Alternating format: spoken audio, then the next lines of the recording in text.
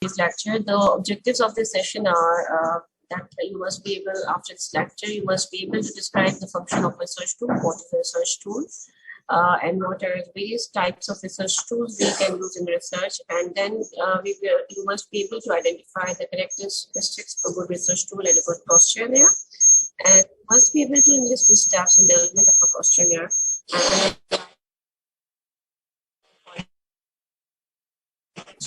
so, what questionnaire? A questionnaire is basically a research tool that helps in collecting information to describe, compare, or explain an event or situation, as well as knowledge, attitudes, behaviors, or social demographic characteristics, or any required piece of information on a particular topic.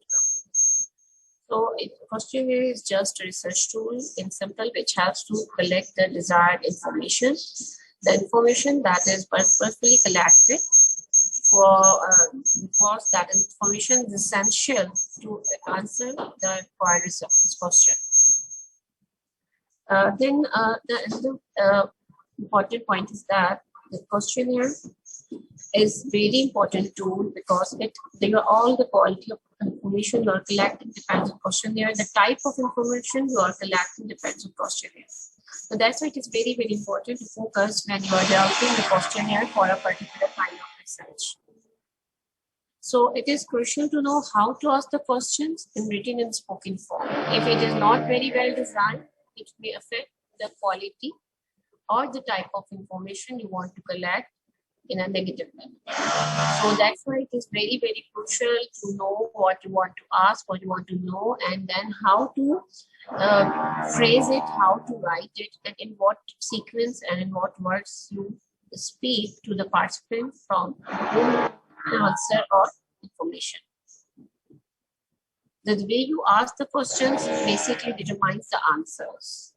So the phrasing, the way, how detailed answer you want, or how focused or specific answer you want, it will depend on how specific is your question and how focused is your question. So that's why it is very important.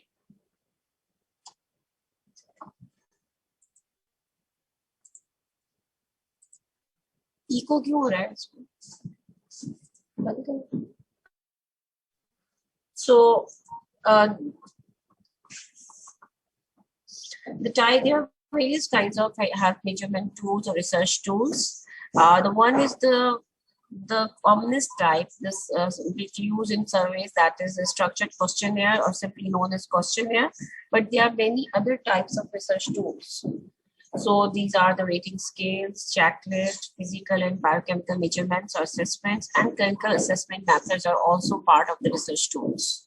Which kind of tool you will be choosing for your research, it all depends on the objectives or the research question you are going to answer. So once you are very clear about your research question, the research objectives, you can use a questionnaire or the research, any other research tools successfully. So what are the different types of research tools, the formats on which we can collect information? So there are different types of formats which can be used to implement or execute a research tool. The number one is self-administered. That is one of the commonest way of collecting information. Self-administered, as the name reflects, it is the kind of research tool which can be filled in and can be answered by the respondent or the study participant himself or herself.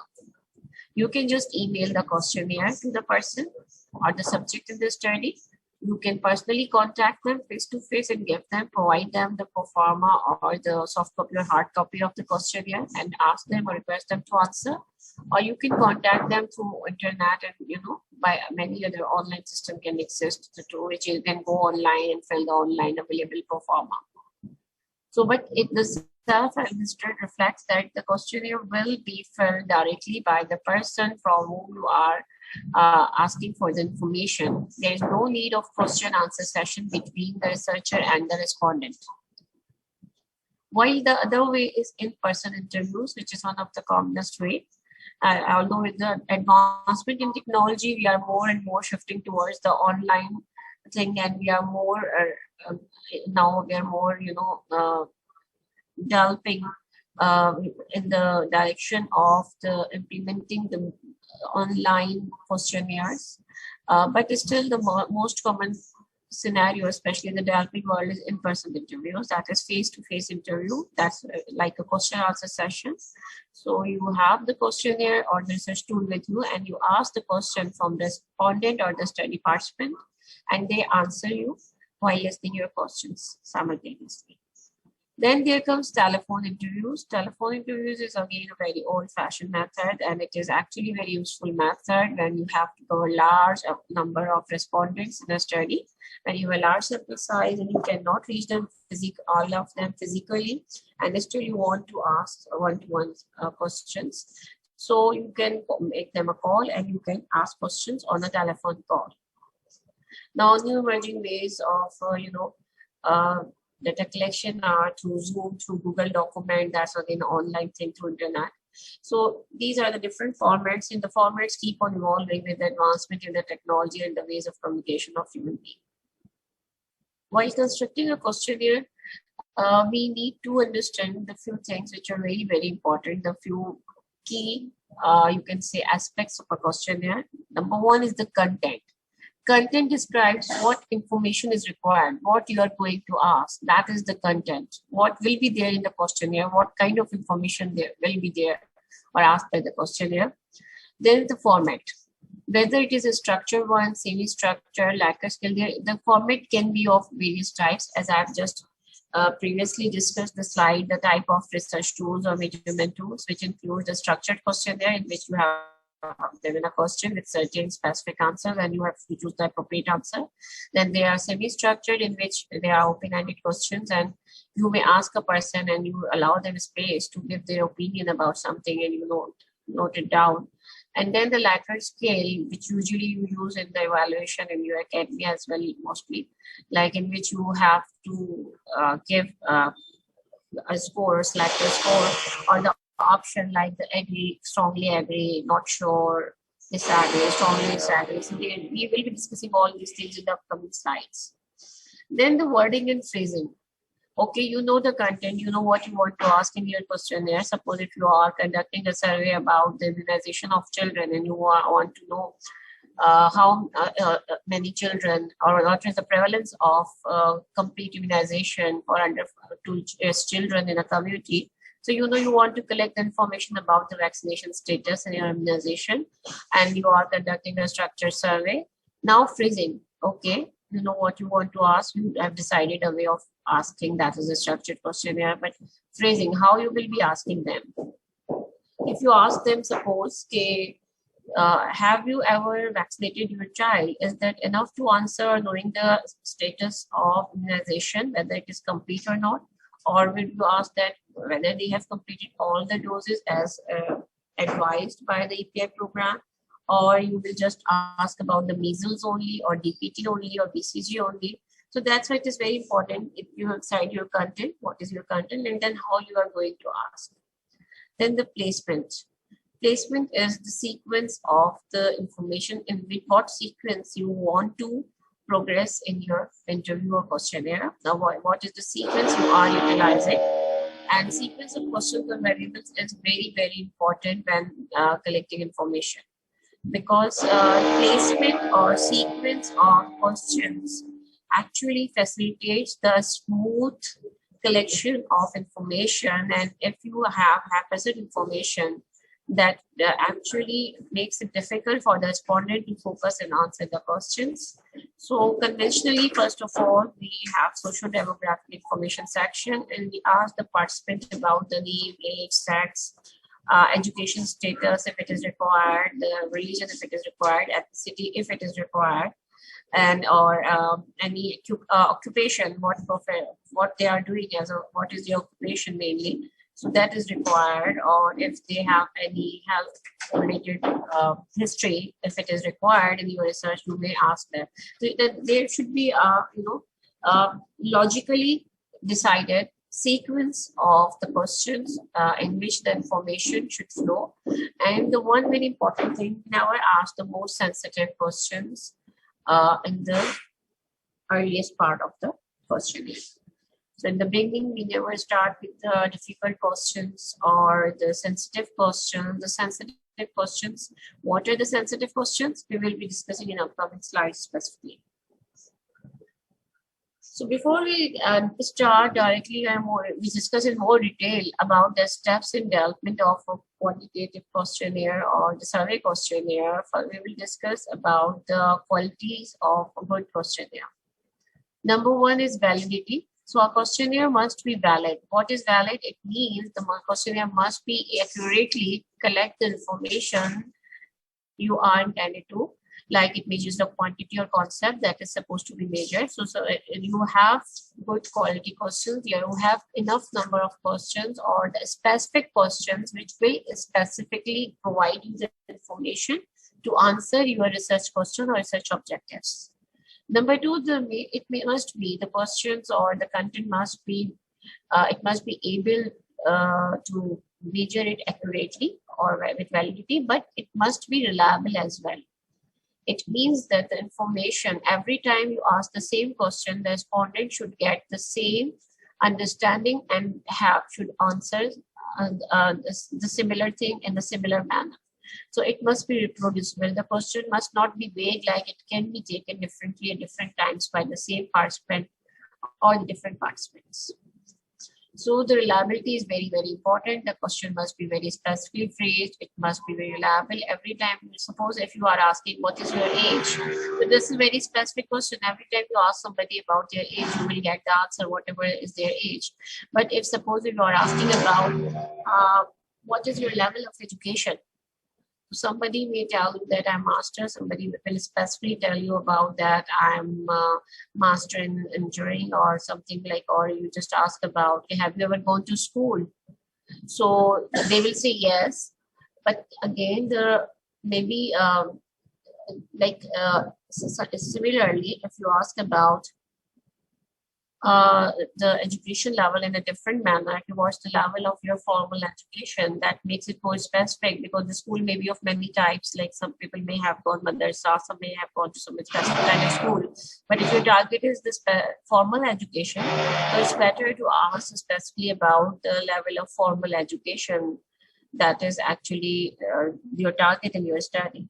So reliability is very important in specific questions. If you make it very specific and clear and phrase it simply, the reliability will be there always. Then the question, there must be unbiased, measures the quantitative concept in a way that does not systematically under or overestimate the true value. So it must be very, very clear that the questions must not give you any false idea about or causing over and underestimation of anything. And then the discrimination is another concern. So you cannot distinguish people, or you should not ask questions which can distinguish adequately between the respondents for whom the underlying level of quantity or concept is different. For example,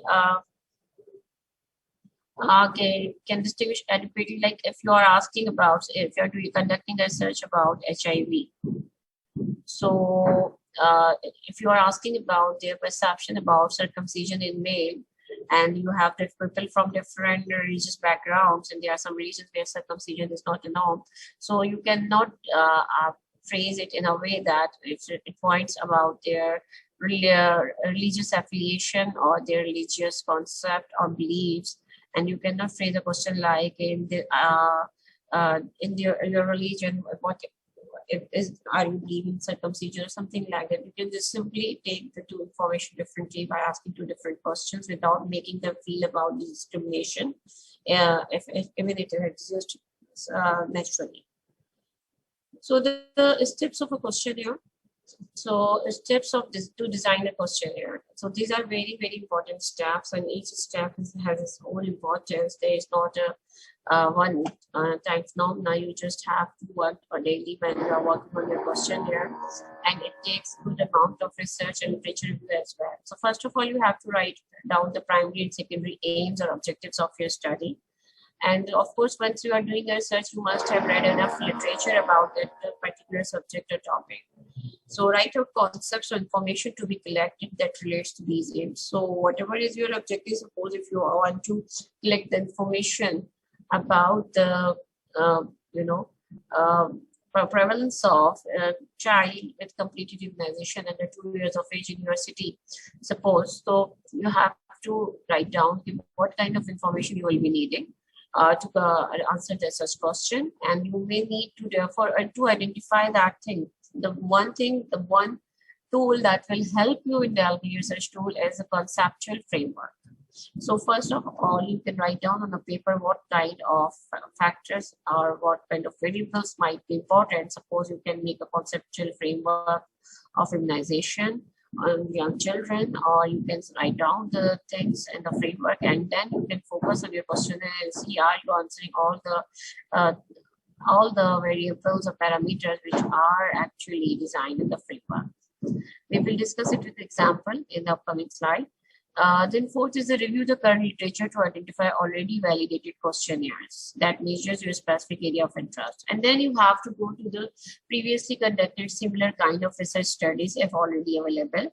So if not exactly same kind of research is there, at least you can study about what they have done. Suppose if you are doing something on smoking, so you have to ask smoking. So you can ask, have you ever smoked? How do you smoke daily? How do you smoke weekly? Which you have to define what is the definition of smoking in your questionnaire. How you will ask about if someone is a smoker or not. A person may smoke on weekly basis, on weekends with friends, but may not be a regular smoker. So would you label them as a smoker or not? What is your criteria of defining smoking or labeling someone a smoker, or what kind of questions you will be asking to decide that? So it's a very critical variable to measure actually. So you can go to previous researches, you can look at the literature, what researchers have been doing about this particular variable, how they have measured, how they have asked about questions about it, what are the pros and cons of asking putting specific kind of questions or phrasing them differently. So, review the current literature is the key to make a, more reliable and valid questionnaire. And once you have done all these 4 steps, you finally get a first draft of your questionnaire. And that draft is actually, again, you go through the draft every day, and then you identify that few things are missing, few variables can be further added, you can get new ideas after reviewing the literature. You will learn about that few more important variables or pieces of information are missing from your questionnaire. You may like to add them by a senior researcher who have worked in the similar area or who have enough research experience to validate the quality of your questionnaire.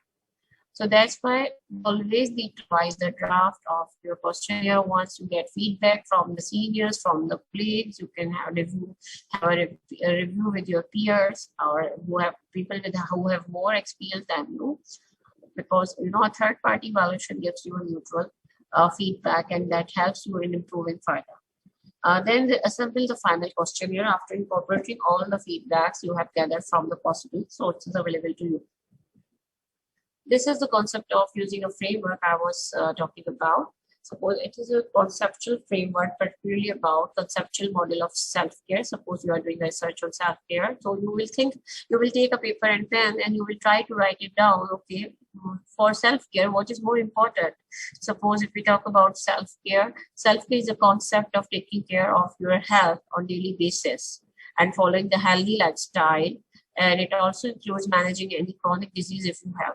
So it depends on the age, sex or gender, ethnicity, education, income, geographical location. Yes, these all factors may affect the self-care or concept of self-care. Then the peer pressure, social support, the knowledge on nature of disease, prevention management, source of information, role of mass media in raising awareness and sensitizing people, just like they're doing in COVID.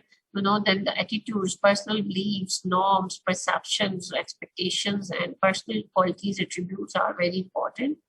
Then the health attributes, perceived susceptibility for a problem, perceived seriousness for disease, existing comorbidities, perceived health status. If somebody is already very sick, though they may not like to complicate their health more, so they might be more sensitive to accept any kind of advices.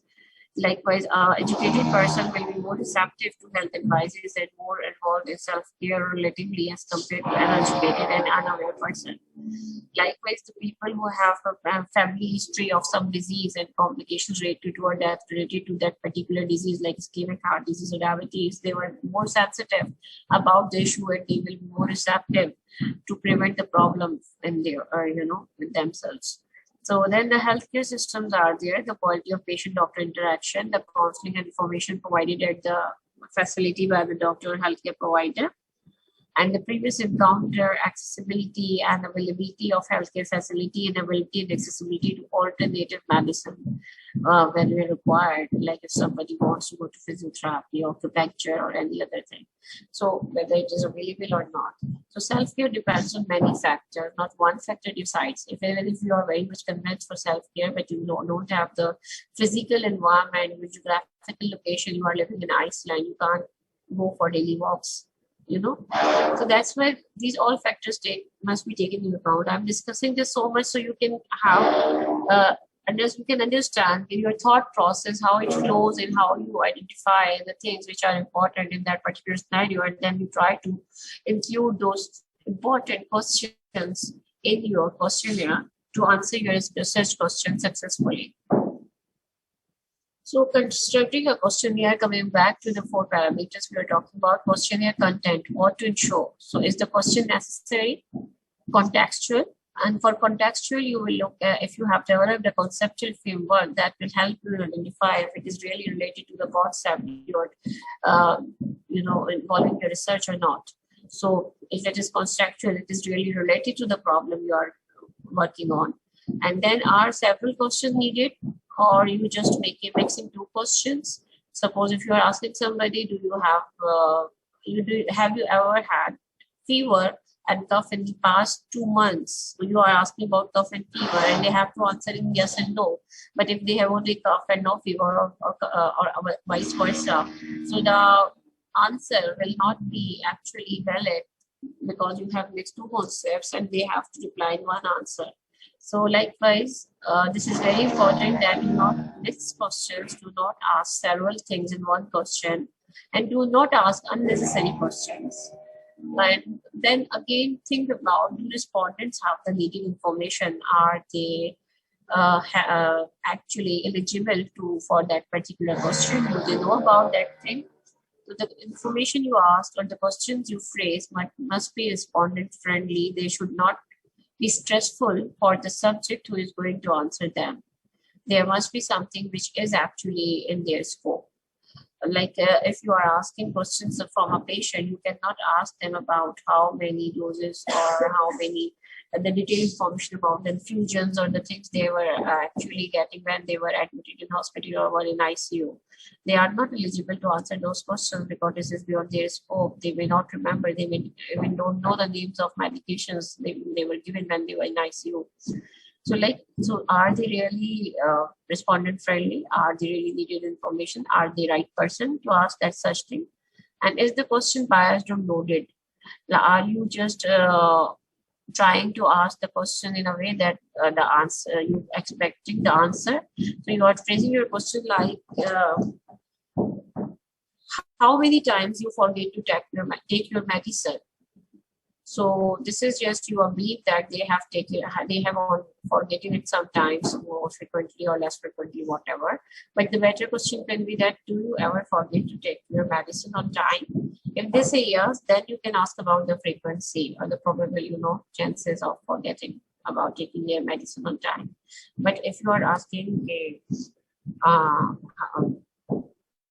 many times you forget, it means you are already not neutral about the problem. You are just assuming that they are already forgetting and now you just want to know about the frequency. So stay neutral, ask neutral questions, not biased, don't give them direction, and don't ask leading questions.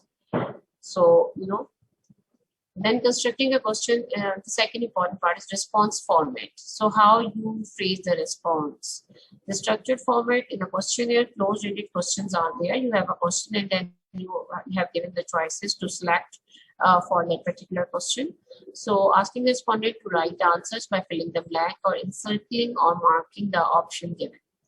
So help the respondent to respond more easily, and help researchers to formulate and summarize responses more efficiently. So this structured format is very, very friendly, user friendly and researcher friendly at the same time. And but the one thing which we can take in care of while giving the structured answers, there might be certain questions which may needs more options, or which may have non-exhaustive list of options. For suppose if you talk about the mother tongue of a person, so even if you are conducting a survey in Karachi, you may find all kind of ethnicities and people with all kind of mother tongues in Karachi. So if you just have put options like Sindhi, Balochi, Urdu, Saraiki or Pakhtun, but you may have missed many other languages which are also spoken by the people living in Karachi and as their mother tongue, like there are Hindko, and there is Balochi, and there are many other languages. If that particular language or ethnicity is not in the list, the respondent may not be answered. That's why for such kind of variables and informations which may have a non-exhaustive kind of options, you always put the common options, the possible options, and then you always put an option as other. And you write please specify, leave or blank. So this categories must be provided always there. So the person, if they do not find the answer in the given list or the options, they may add their particular response here in the others, and they can specify and write down what is their mother tongue, ethnicity, or any other thing they want to mention regarding that particular information that is required. So response format must be designed very wisely, and it must be user-friendly. Asking the right questions, as we discussed, is very important. Close-ended questions. Did you experience cough and cold in the past 6 months? Yes or no? This is one way of asking this question.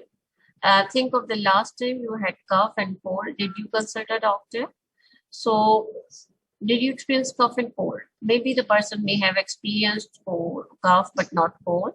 So the question may need improvement, but they have no other option. They just have yes or no option. So that's the beauty of a close-ended question. But if the question is not phrased properly, that may become a problem. And then think of the last time you had cough and cold. Did you consult a doctor? Yes and no. This is a better question. Open-ended, if you have open-ended, if you ask this question while giving them space to answer in their own words, so what is or are the main reason for your consult for a doctor for your cough and cold, you can list down more than one reason. So this is the way how you give them freedom to speak themselves while providing them some limitations to keep the answers short and brief or specific. So like they have written in bracket, you can list down more than one reason. This is the one way of asking questions. Constructing a questionnaire, or can the question be misunderstood, clear and exact language? Yes. So the questionnaire, when you are developing a questionnaire, you have to select the right order for the questions. You have to phrase them properly. And what assumptions does the question make simple enough for the students? The wordings are simply understandable by a layman, and is the time frame specified. If you're talking about the doctor visit, likewise in previous one, in the past 6 months, in the question 1A, they have mentioned about the past 6 months. So the one will know how much they have to recall and what is the cutoff, what is the time period you are actually interested in. And is the wording too personal or too direct, respect for norms and values? So there must be not very direct questions like something directing to a particular characteristic of the person or the respect of the person or their beliefs, like we discussed about religious things. And then the filtering. Think of the last time you had cough and cold. Did you consult a doctor? If no, please go to question number 14. Similarly, if in a survey, in a reproductive health survey, you can ask a woman if you are currently pregnant, if yes or no. If say yes, so okay, you can answer further questions, but if no, you can switch to the next section or the question ABC. So filtering is there because you may have two different kind of set of populations in your target population.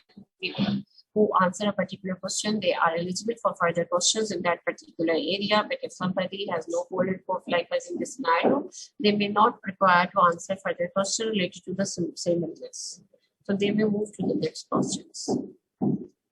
The placement opening questions should be simple. The starting beginning questions like previously discussed, and the sensitive questions should not be asked abruptly. Respondent should be prepared for it.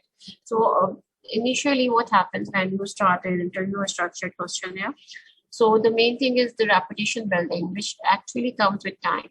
So what happens in the start of interview, they are a bit less comfortable, but as you progress with the questionnaire, the respondent become familiar and they gain their confidence and trust on you, and then they are more open to talk about progressively as you progress in the questions or interview. So the sensitive questions must be placed in the end, but if you ask sensitive questions in the first part or in the beginning, it actually will make them reluctant, and they may not answer, and they may withdraw from the study. They may refuse to participate in the interview. Sensitive questions can be of many types, like something which may be pointing towards your beliefs, practices, or your personal habits or characteristics. So it is common for people to ask for antibiotics when they have cough and cold. Did you request for antibiotic from the doctor for your cough and cold?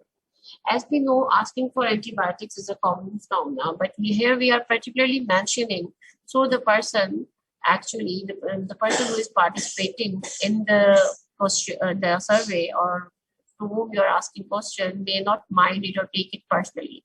So first you clarify and make a ground by mentioning that as it is a common practice that people ask for antibiotics when they have cough and cold, that's why that makes you to ask this question.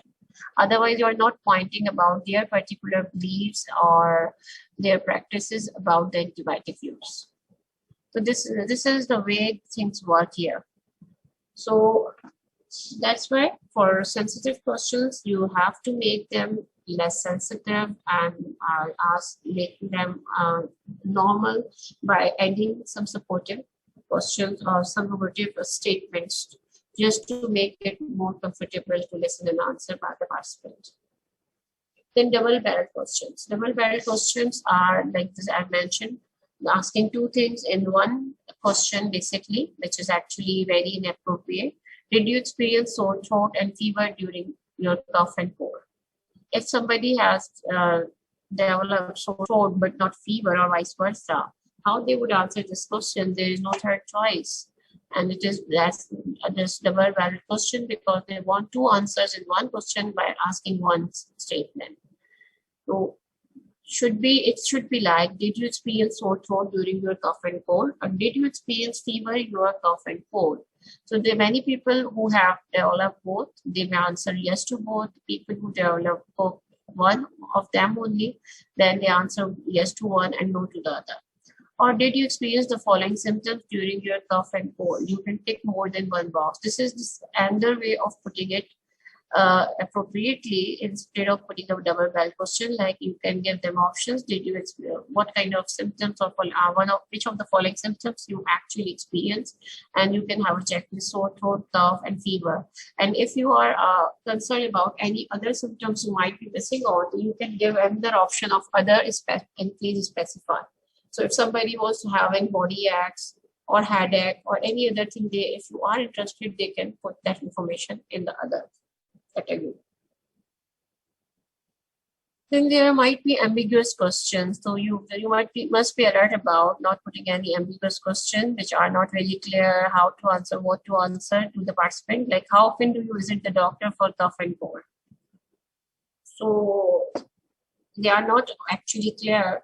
Not at all means never, not very often, and sometimes. There is not very clear demarcation how many times is sometimes and how many times we categorize as not very often and what we understand by quite often. So people will be actually very much misguided and confused while looking at these terms which cannot be measured objectively, and they are not cut off or demarcation or criteria to distinguish between these four terms of very often, quite often, sometimes, not very often. So it's a very ambiguous language and ambiguous question. Every person may give the answer differently depending on their understanding while feeling confused at the same time. So what's the better way of asking is how many times did you visit the doctor for cough and cold in the past 1 year? So simply ask about the frequency instead of giving the sometimes, quite often, not very often kind of things. So try to be as objective as possible when it is required. Then while designing the questionnaire, always keep in your mind that what is your plan of analysis. Plan of analysis is something which depends on what outcomes you are looking for in your survey. So if you are interested in the percentage of children immunized completely from EPI in your area, so that will be the percentage. So you will actually have in mind that you will be running the frequency and measuring or calculating the percentage of children of under 2 years who are completely immunized up to their age. Or like if age is there, so if you're asking age for every children, somebody will be 2 years, somebody below 2 years, or someone will be less than 2 years, and few will be more than 1 year. So, you have to take mean or standard deviation, or you may have idea about, okay, I will categorize the study population into groups, in different age groups like 0 to 1 year, 1 to 2 year, or 1.5 to 2 year, whatever, or ethnicity. So language skills. Then you have to have that categories in mind which you want to see in your analysis, and that's actually help you deciding the options you want to select in your questionnaire. Suppose if you want to see the age variable, or you can talk about ethnicity or something like blood pressure. Blood pressure can be a good example. So if you want to know the average blood pressure of the people, you want to measure, calculate, estimate the average blood pressure in your study population. So you have to take the blood pressure measurement for every person. And you will record the number actually 140 by 90 or 135 by 80, whatever readings you are getting from each participant, and you will record it in your questionnaire in numbers. But if you are just interested in reporting the percentages of people who were hypertensive and who were normotensive or who were hypotensive, you just have categorical variable and you are not interested in the exact actual measurement of blood pressure. So you can just mention the categories normotensive, hypotensive, and hypertensive, and you can just tick the category in which the participant is, currently. You can identify where it lies. So this is all about the quantitative survey questionnaire or structured questionnaire. Now we will talk about the semi-structured interviews. These are a bit different kind of interviews in which they are not structured options are given, but the open-ended questions are there. Respondent can answer and add their own words to describe the phenomena. So they are based on what the respondent says. Most of the questions are open-ended, may be done in person, one-to-one interview means, or in groups. A person can ask many people at the same time, or it can be done also through telephone. So how you prepare for the interviews? You locate and enlist cooperation of respondents, you clarify confusion and concerns, train the interviewers, and then you send them for study. And what happens, they describe the study objectives to the participant. They state the sponsor if somebody is funding and supporting, or some institute, organization, or university is supporting them for this research. And then they explain interviewer bias and explain respondent selection procedures, why and how they have selected those particular persons who are currently sitting with them in interview. And they rehearse and constantly supervised by the researcher, senior researcher. So this is how we prepare for interviews. How to proceed? First of all, in any interview, even for the quantitative, it goes for the quantitative as well. You have to introduce yourself, your organization, study objectives, and then you ask gently, follow the order sequence of events, and you just write your dialogue, and you have to repeat the same kind of phrase. You don't add your words instantly at the time of interview, because you want to choose the most comfortable and the most soft or polite words, and the words which are actually more acceptable at the cognitive level, at the understanding level of your study participants. And you always listen them carefully. You show active listening, And when you want to, you just direct the discussion or the answer in a particular direction. So you silently probe them, you encourage them to speak, and you elaboration by asking clarification and use of flashcards. Like if somebody is talking about their needs on family planning, so you can ask about, okay, do you think that religion has something to affect, has a role in family planning practices or something? So they will speak about what they think, what is their perception about that. But you don't have to put your words in their mouth. You just have to ask very open-ended questions, but not biased ones. So, and the one way of collecting the information is that whatever they are telling you, you can just write it down, or where you can ask somebody to help you as a note taker to write it down, or you can audio and video record the interview, because if when somebody starts speaking, they must be speaking at a faster speed. They must be actually trying to explain themselves very quickly, and you must not be able to capture all their expressions and their words simultaneously, and there are chances to miss some important pieces of information.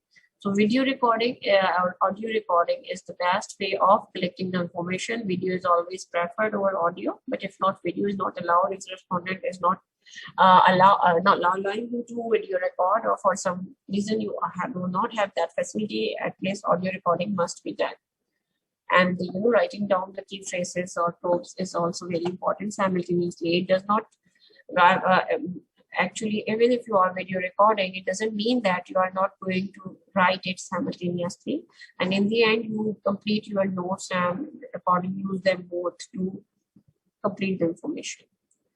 And in the end, whatever kind of survey you are doing, or you are doing semi-structured interview, or you are doing structured interview, always thank the respondent for their cooperation, for their time, for their patience, and it is your responsibility as a researcher to share or ensure the dissemination of the research findings to the study participants.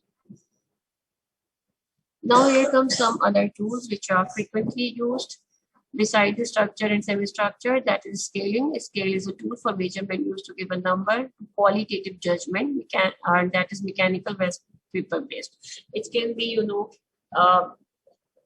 paper-based as well, and you may have certain kind of internet tools, like what kind of scores we can have, like APGAR score, Glasgow Coma scale, which you have used for neurology examination, evaluating chemistry like IQ scales, assessing impact of intervention knowledge scales, or the teacher's evaluation you give on Likert scale, if you remember. Components of a scale, like if we talk about it, is just an example from Glasgow Coma scale. So there is a section or category you are asking, then there are items, and for each item you have different scores, and those scores are collectively tell you where you lie. And for each score you have different interpretation. So how you deal with scales, existing scales are used, or expert opinion is taken, and research findings are used, or theory is applied to select the different items, you arrange the items, set scores, and do validation. But this is again not that simple. A lot of research work and testing is involved before deciding which scores you are going to use for what. The scaling method may direct estimation is one method. Subjects are required to indicate their response by a mark on the line or check in the box, or in comparative, they choose among a series of alternatives that have been previously calibrated, difficult to develop, like the Likert scale, agree, disagree, strongly agree, or sometimes often never. The types of scale used are in direct estimation are visual analog scales. So very commonly used scale in clinics sometimes. A scale to fixed length with two extremes, and respondents are required to make a mark on the vertical line. Examples include pain scales, mood scales, post-treatment well-being, simple for researchers, but has no reliability because different people have subjective, like if we talk about pain, some people have better pain tolerance, some people have poor pain tolerance. So for the same intensity of pain, a person may choose a scale at a lower score, but a person may be choosing the dreadful or horrible for the same intensity of pain. So it is very subjective. So that's why visual analog scale is very subjective at times and not very reliable. So type of scales used in dialect estimation are adjective scales and use descriptors along a continuum. They tell you that what do you mean by good, what do you mean by very good, what do you mean by excellent. Respondents are asked to select among options of items. Examples include student evaluation, faculty evaluation, self-reported health, or they have good reliability because you know what we understand by good, what understand by, like, if a student is coming regularly, attending all the lectures and responding, that is makes it excellent. So you can evaluate every student on the observed practices. So types of scales, again, direct estimation may likely skills as we were talking about. So these are similar to adjective scales with the exception they are bipolar. Examples include agreement scales or probability scales. These are the examples.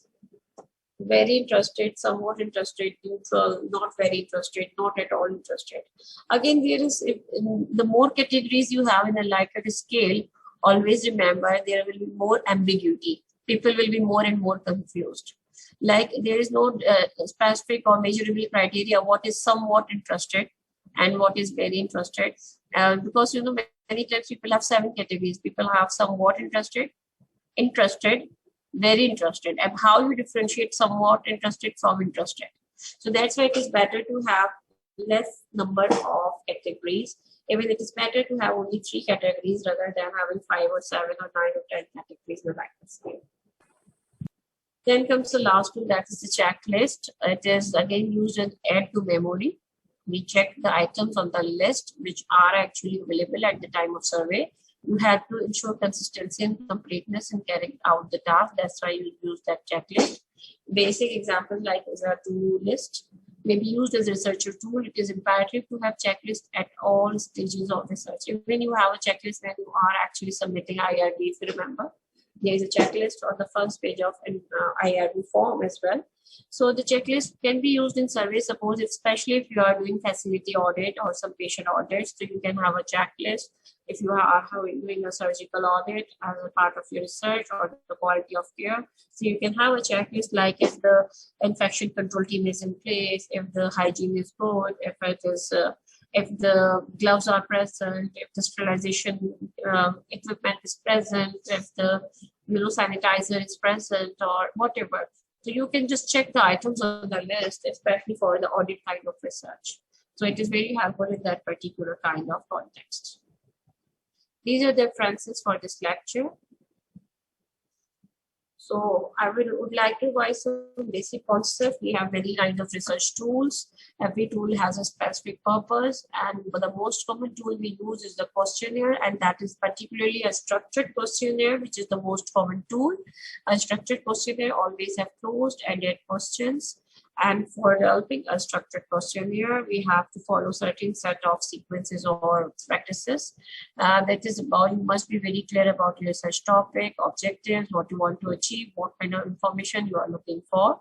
To actually focus on your particular research question, you may develop a contextual framework or conceptual framework which helps you in actually comprehensively identifying all the possible variables or the piece of information that must be part of your questionnaire.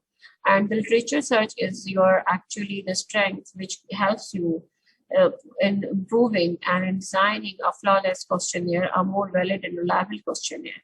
So reviewing the previous one done in the same area is actually very, very, very important and very useful.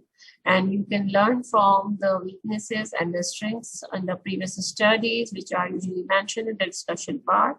And you may identify, sometimes what happens when you look in the previous literature, you find out some already developed, structured, and validated questionnaire. And what you do sometimes, even you can adapt the same questionnaire that is actually internationally validated and that is good to use instead of developing your own questionnaire which has no proven validity. So, or you can adapt something in your context from a previously validated questionnaire. This also provides strength to your questionnaire because most of the variables or the content of your questionnaire is already validated through research. So then you compose a draft of your questionnaire and you make it actually, you improve it through multiple efforts. The most important The action and after completing the questionnaire is to get it reviewed by a senior or your co-researchers or your team or some area expert, the person who has done enough research in that area, some scholar, or even if nobody is available, the peer review is one thing. Your friends can help you in deciding it. You get comments from everywhere and then try to improve it. The one way of improving the phrasing is that I have not mentioned is the pre-testing. Pre-testing the questionnaire in the population in which you are going to implement.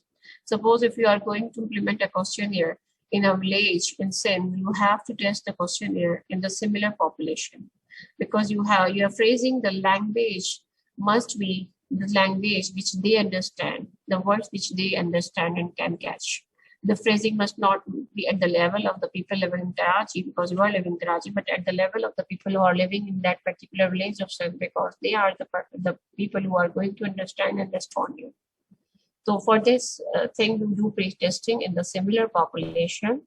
It's not like that you pre-test the questionnaire in Karachi and then you go and conduct study in this interior of the Sindh or a village, but you have to go and test the questionnaire in the similar setting, and then you will be able to know whether the language you have chosen the is actually understandable by the population you are targeting or not. Otherwise, you may end up in a failure. Maybe you go develop a very good questionnaire. When you go and implement that questionnaire in that particular population, the language may not be understandable by the target population. Similarly, the translation of questionnaire is one very, very important part. It is actually done after the development of questionnaire, not the part of questionnaire development. But yes, it is. You can say it is a part of questionnaire development, because without that, your questionnaire is still not finalized or not ready to implement or execute in the community. So if you are conducting research in the general population, even in Karachi or any part of the Pakistan, in the community, so not every person is going to understand the English. So you have to translate your questionnaire in the local language, whether they speak Sindhi, whether they speak Urdu, whether they speak Pashtun. So if you are conducting a survey in Sawat or in Quetta or in Hunza, so they may not be even understanding Urdu very well or any other language, but you may need a translator. You need to translate the questionnaire, or you may need other person from that language to implement that questionnaire. So that's why it is very, very crucial to understand your study population, their understanding level by phrasing the questions. You must not use the scientific words or the medical jargons or any kind of specific terminology which is not understandable by the layman, especially when you are doing a community-based survey or the research involving the general population. So I hope this is enough for today. If you have any questions and queries, you are most welcome for all kind of related questions. And please note down my email address. This is sana.tanzil@ghs.edu.tk. I would love to answer any queries or questions related to this lecture. Please go through the slides, go through the reference articles. I hope you will have a better understanding about the subject. Thank you very much. The one last thing is, I would say, you just must go through the reference article if possible for you, especially the first one. This will actually be very helpful at your level, and it will help you in designing better questionnaires. Thank you very much, everyone. Allah Hafiz.